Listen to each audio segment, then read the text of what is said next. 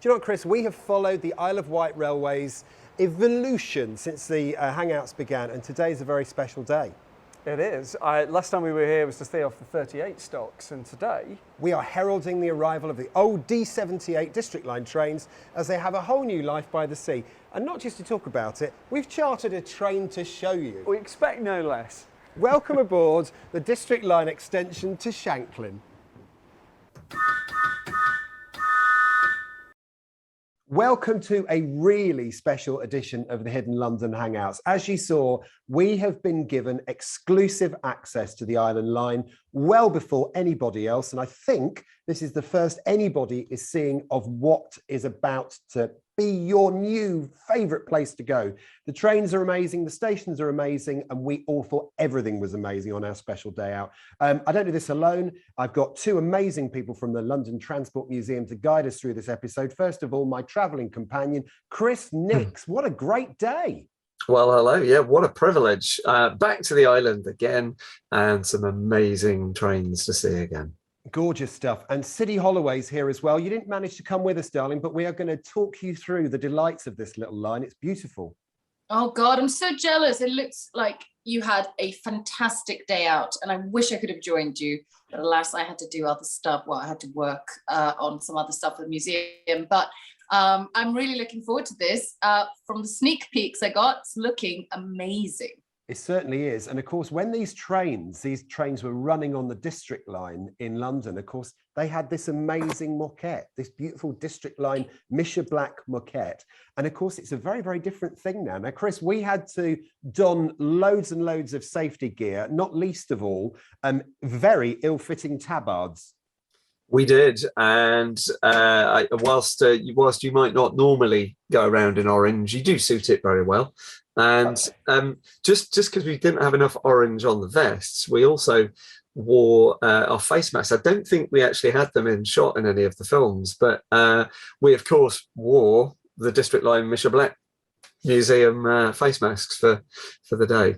We had to, and as I say, this is really quite cool because the South Western Railway could not have done more to help us make this episode so special. They granted us access to the line and the depot, and then gave us a chance to ride up and down the trains. We effectively had our own railway line for the day. It was amazing. We even got off the train to have lunch, and they said, and I said to Mark, who's been so useful, Mark Brinton, thank you so much for everything you've done for us.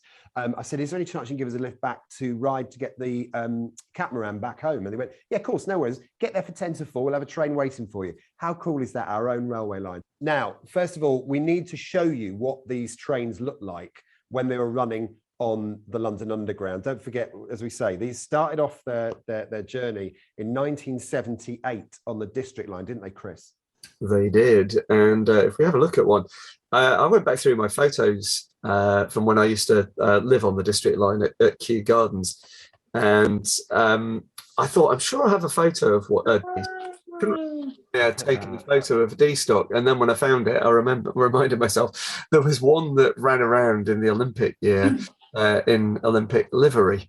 Yeah. That looks amazing. Oh, I also used to live on the District Line until very recently, and I remember using those when I first started working for the museum. I don't remember any of the tubes having an Olympics livery though. I just completely missed that. Yeah. There's only one, and from memory, they kept it on for a little while afterwards. But this, of course, wasn't long before they were taken out of service. The trains entered service in the early 80s, between 80 and 83. They were gradually phased in, and they had a reasonable life. They did about 35 years, and they started being withdrawn in 2015, with the last one being withdrawn in 2017. We do have one car in the museum collection. I love it. I love it. I love it. And of course, those trains started off as silver, really. So they were aluminium, weren't they? Oh, that's it. Yeah, they're aluminium. Yeah. And they're also unusual. They're one of the last, if not the last, train to be delivered with a single skin door. It was the Jubilee line ones that came on the tube on the Jubilee.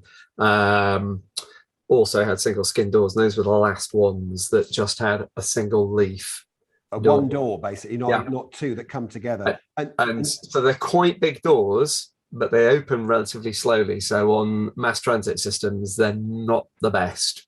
We now use two doors because they just open a lot quicker. Good stuff, but they are still amazing. And they've got this new life now. Just a picture of them as they are now, Chris, because they really are stonking. Brace yourself for the change. Look at this. Ta-da! Whoa! And they really are fabulous. Absolutely It looks fabulous. so shiny. Yeah, and don't forget, That looks like a new train. That's incredible what they've done. They basically are, though. I mean, we were told yesterday that basically they've been built, completely built.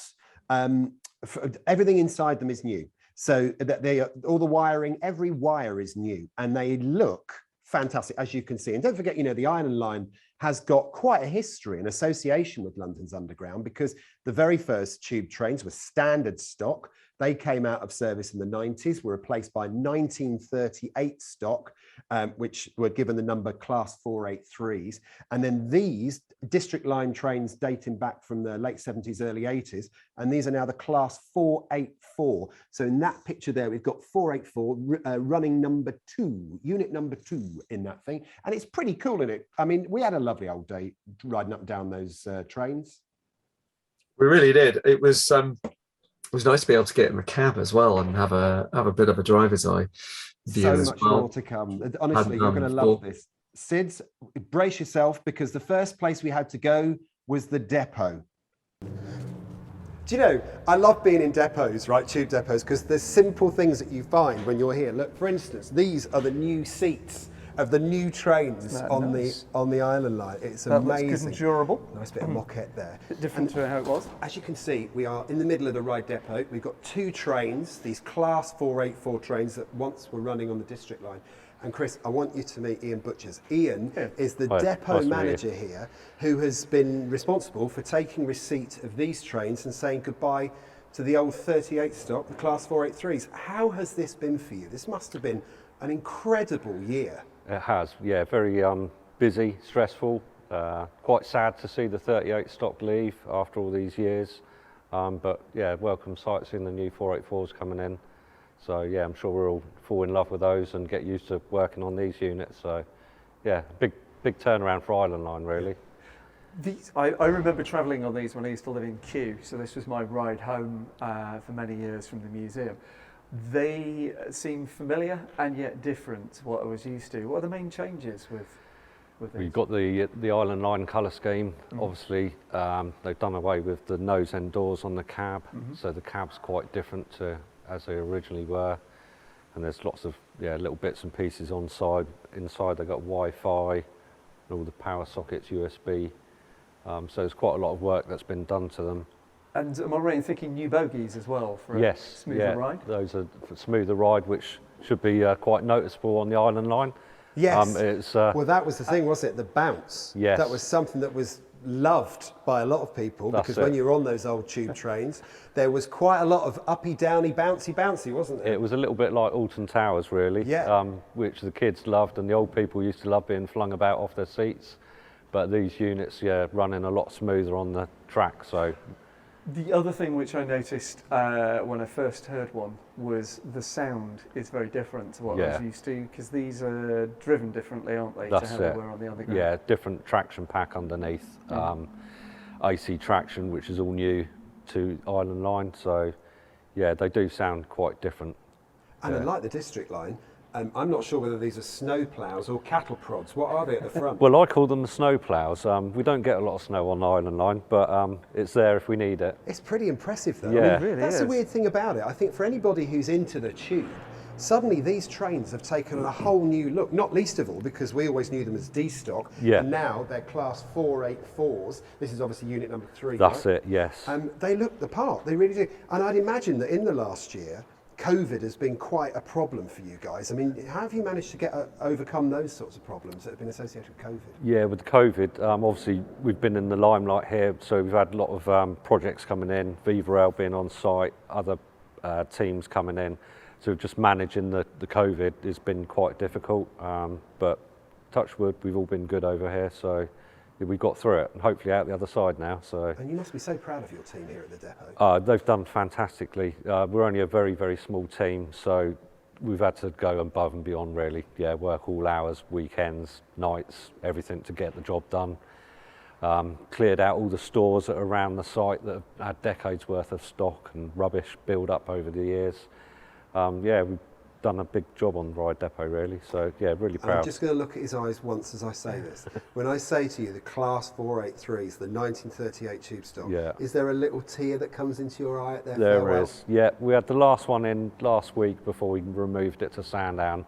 I think we all gave it a little pat on the side before it went. Yeah, it's a lot of memories there, so yeah. And of course, we got to see 007 in the museum. We did. Last time we were here. Now, you were mentioning about the end door having gone. I've noticed something else as well. Is this because they're designed to run as 4-car units as well as two? Yeah, and that's to keep the train together. Stop and riding up. Stop and riding. So describe what you can see here, guys, because for anyone who's not seen how trains couple together, what are we looking at? Well, you've got your main coupler unit here, but this is designed to kind of mate with another one of these on the end of the train next to it. And that means if they were to ever impact together, then they don't ride up. It Right. kind of locks them together. That's right, isn't it? It's an anti-ride device, Yeah. yeah. It's Yeah. stop them climbing up. Thank you so much That's all right. for letting us in here today, for seeing this, but also for finishing off this project and getting the Island Line back up and running. I do hope you're proud. It is Yeah. so lovely to see old tube trains once again on the Island Line. It's kind of a London by the sea. It's That's really it, quite yeah. nice. Yeah, new lease of life for the stock, so yeah, that should serve us for quite a few years to come, so who knows what's next after these. Indeed, yes. That'll be an interesting one. S-stock maybe. Oh, it's so sweet. We love Butch. He's such a lovely man and gave us a proper tour of the depot, the original depot, really. And was it lovely, Chris, to hear him talking so whimsically about the departure of the 1938 stock, the 483s? It was genuinely nice to hear the affection for the train, because you can imagine that towards the end of the life, they require a lot of maintenance and work. And I know there would have been a lot of trouble for the depot staff, but actually they're very fond of them, which was quite sweet to hear. And I'm so sorry, Siddy, we don't wear the high vis as well as we do normally. You'd always look so much better in a high vis than we do. I look like an overinflated Hoover bag. You do not.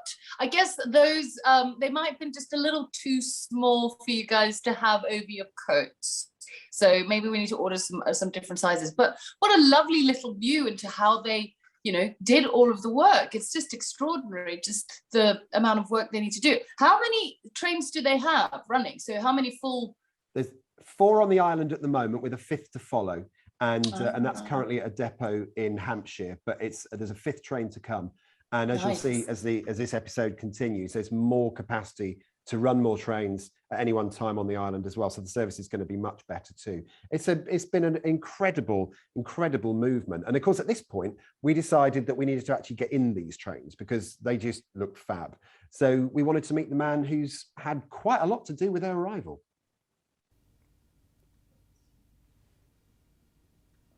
Do you know, it's raining outside and it's so nice and warm in these trains, Chris. Got all the weather going on. Absolutely. This is your namesake. This is Chris Field. Hello again. He is the project delivery manager for the line. And it's really your job to get to the point where these trains are ready to run on the line. Yes, that's right. And you also helped with getting the 38s to new homes as well, the old trains, didn't you, as well? Yeah, that's right. We did our best job that we could to find good new homes for those old trains, yeah. Has it been a bit of a challenge getting to the point where you can run new trains on this line? It's been a big challenge. In fact, getting rid of the old trains is as much of a challenge as getting the new ones in some ways. So, but yeah, the Viva Rail have helped us out with these trains, and we're nearly in a position now to run them for passenger service. What's your favourite bit about these trains? 'Cause, I mean, they look great. They're all really nice and tidy, and they've got new technology on them, so they look like an old District Line train, but the way they work is brand new. And the cabs are brand new as well. The drivers love those, so hopefully some really good benefits for our passengers. They seem incredibly tidy inside to me, because I travelled on these on their end of life on the District Line.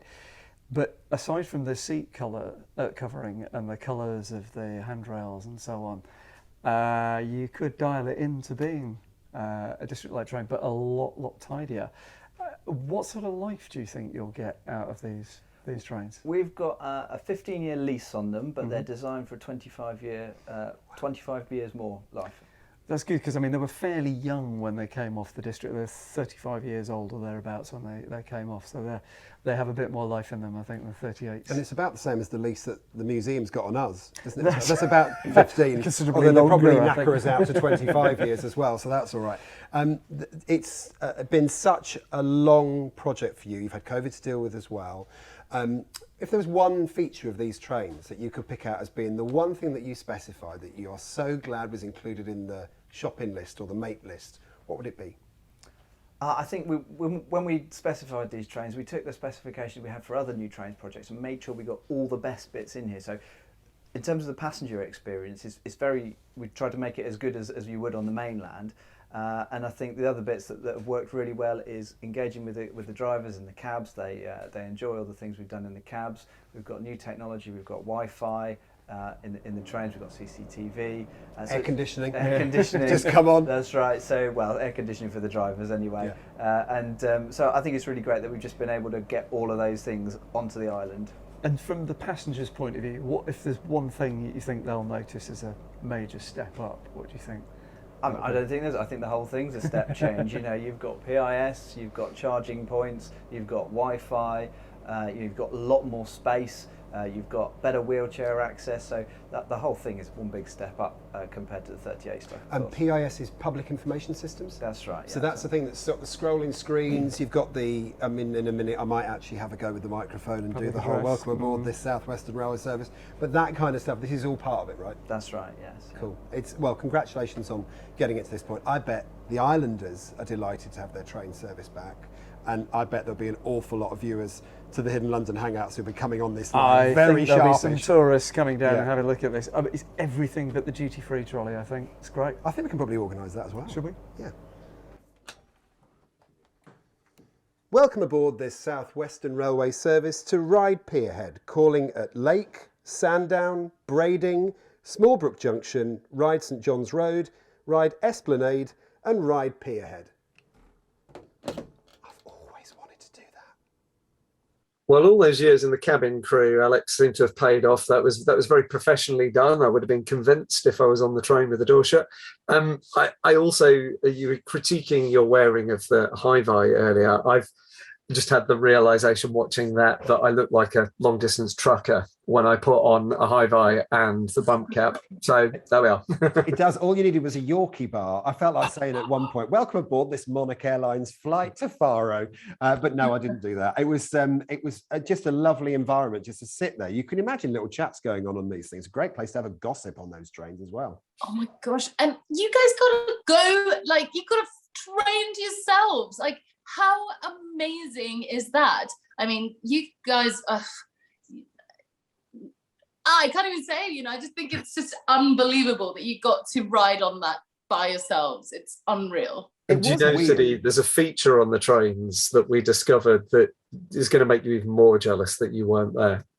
Absolutely. And do you know what? We really should show you those trains in motion because there is something lovely about being on the Island Line. It's such a pretty place to be anyway, and to see it moving past in something as familiar as an old tube train is really quite cool, as you'll see.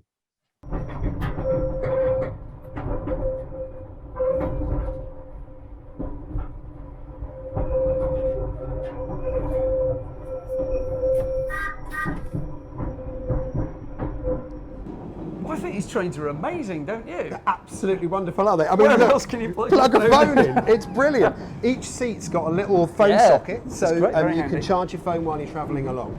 And you know what's really interesting as well about these trains is when we were last here on the Island Line, we were bouncing all over the place. If you notice, we're just going through Smallbrook Junction now.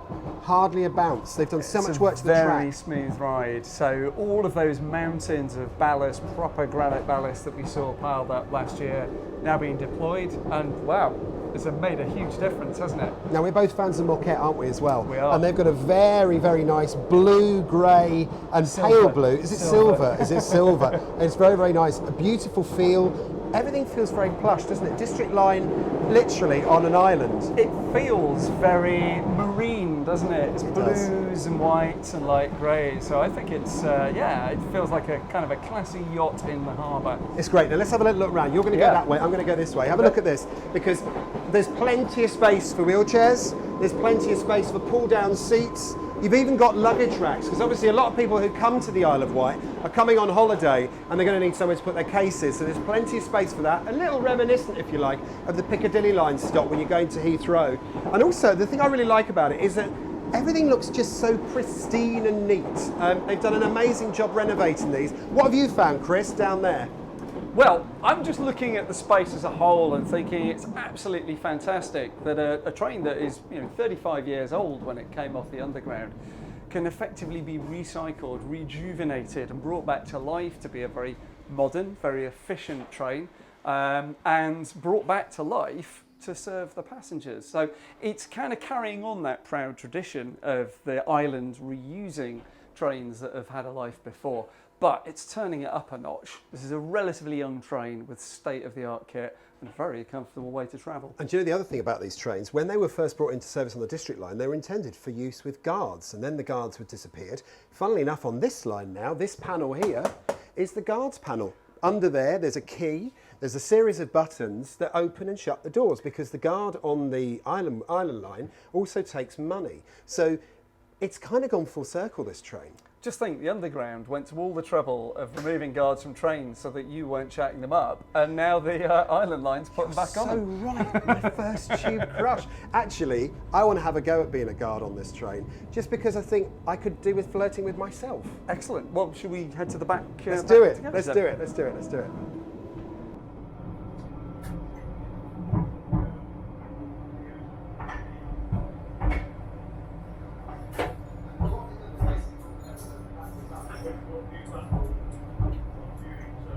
So a little pause from being inside this beautiful train to stand here at Brading. This is platform 2. This has been out of service for years, but they've reintroduced the passing loop to mean that there's more trains are able to run at any one time on the Island Line. And also they've done a lot of work to the stations. Many of them have been raised up so that they actually marry more with the size of these trains compared to the 1938 stock as we know them, or the 483s. Yep.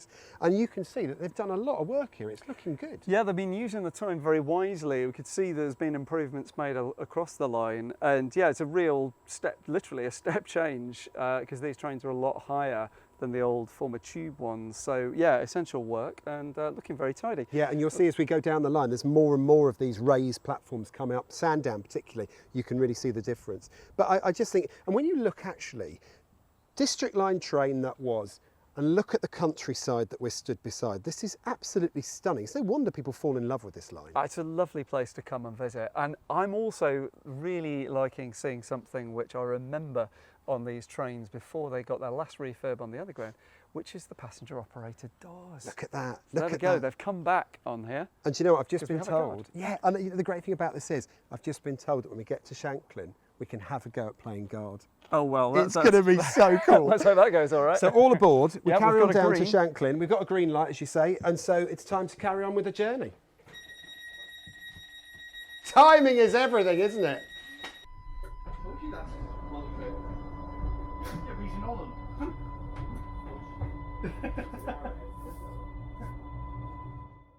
Do you see what I mean, though, Siddy, about the whole island? It's so pretty. Yeah, it's gorgeous. And actually, yeah, now that you say it, it is kind of charming to be in that beautiful environment, but there's a tube train coming. I mean, it's just, I love that they've kept that tradition. They kept keeping the link, and amazing that they're upgrading the stations as well. I mean, what a kind of boost of life that's really going to give that whole area. Totally. And funny enough, we were talking about tube trains on the island, and before they used to bounce along, really bounce. But of course, they've really been evened out now, haven't they, Chris? And a lot of that's down to ballast on the track, the stones. It's incredibly smooth, and when we were later looking out of the cab, you could see where they've done this improvement, where they've really shored up the track by putting in proper jagged ballast that locks together, rather than the rounded beach pebbles that kind of shimmy around and let the track move around. The other thing, as City mentioned, this they've spent the time doing these quite impressive upgrades to the stations. One thing which we understood that they were going to have to change before they could put the new trains on there, we discovered they didn't at all. So you might remember, if you haven't already watched the original episode in early season 2, where we did Island Tubes, we talked about the tunnel coming out of Ryde Esplanade. Yeah, I was going to ask about that. Right. Now, we were ready and raring to ask about that one. But what we discovered is, despite the fact any book you read on the subject saying that one of the reasons that they used tube trains was because they needed to raise the track bed in the tunnel to deal with the drainage problem in it. And that meant that you couldn't put a standard-sized mainline train down it. It wasn't engaged. Well, actually, they haven't had to alter the track at all to accommodate these trains. So I can only assume that because the island used to be run with steam trains, remember, until the standard stock was taken there.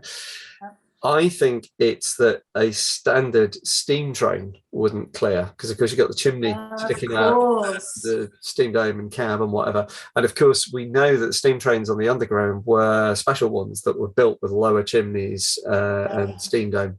So I think it might be that. I think it's just fractional that you can't clear a full-size mainline train. Well, there was plenty of space for our old district line trains in that tunnel. It was fantastic. And of course, coming up, there is the moment where I had my kid in a sweet shop moment. Episode 1 of the Hidden London Hangouts.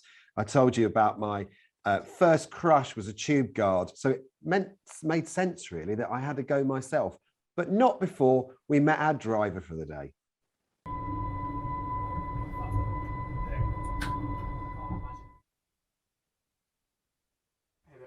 Pete's our driver today. Pete, thank you very much for giving us a tour of this line. First of all, you've driven big trains on the main line. Now you're driving tube trains on the main line. What's the difference?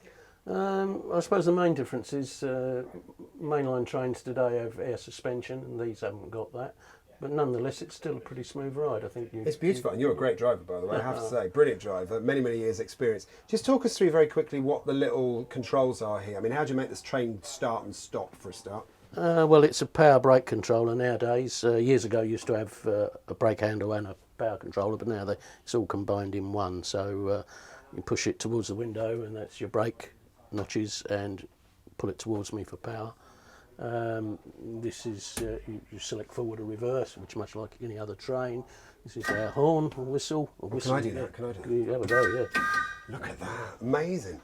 And you've also got a foot pedal down there. What's that for? This is the DSD, which is more commonly known as a dead man. It used to be dead man's handle. Dead man's handle. The thing you have to hold down to keep the train going. Yes, it's now on a foot pedal, but it's also combined with a vigilance control. So about every minute or so, if you haven't moved any of the controls, it will go off and you have to reset it. So it's two things to keep you awake, basically. Yeah, so it's vigilance and DSD. Yeah, brilliant stuff. And so the journey up and down. I mean, you're a driver of many years' experience. It's a pretty route, isn't it? Yes, yeah. I mean, this is not my railway. I'm only here for the testing and commissioning. But it's been interesting to come here, and not many guys get to drive on the island apart from their own crews. So yeah, it's been interesting and good. Thank you so much for giving us a tour today. Yeah. Thank you.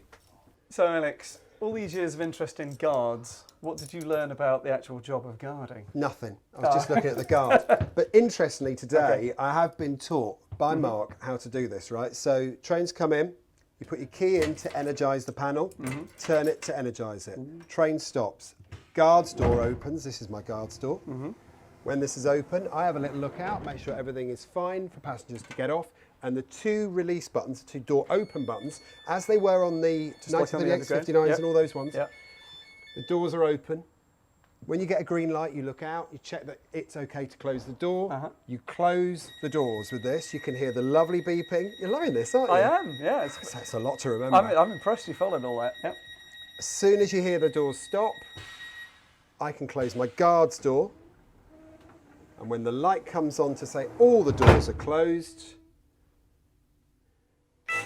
double to the driver, 2 buzzes, the driver will double buzz back and the train can go. You take the key out, and off I go to take money from the passengers. Fantastic. Very well done. Haven't I done well?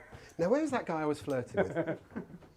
Well, that looks like absolute heaven to you, Mr. Grundon. You got to pull all the knobs and press all the buttons, and you did such a good job.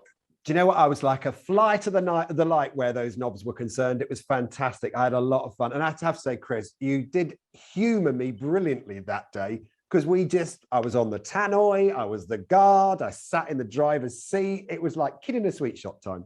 You were so obviously in your element, Alex. All I could do is stand back and marvel. It's so sweet, because it's sort of like, it's like taking a little kid into a lift and he wants to press all the buttons and do everything. That's basically going to any kind of railway with Alex Grundon. It's like, hello, I'm an adult. I'm still playing like a child. This is great, isn't it? It was so much fun. And I have to say, the line is just so beautiful and so fantastic. They've done such an amazing job with the backdrop of COVID and everything else. They've nailed it, absolutely nailed it. And Chris, we've got our list of thank yous as well, because there's so many amazing people we need to. Give me a long one. They were, I know, so nice and helpful to us.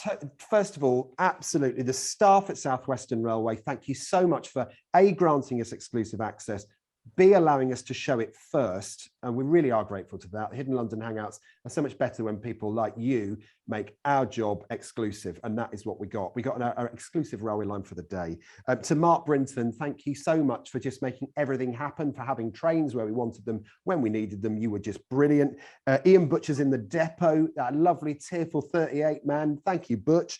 To Chris Field, well done on getting the project to the point where the trains are ready to run.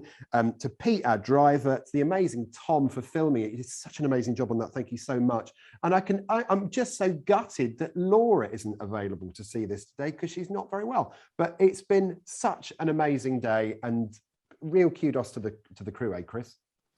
Yeah, fabulous privilege to be granted a railway for the day, and to do things that, if the trains had been in service as normal, we just wouldn't be able to do. So hopefully our viewers will think we've managed to give them the very best viewing of the place. Yeah.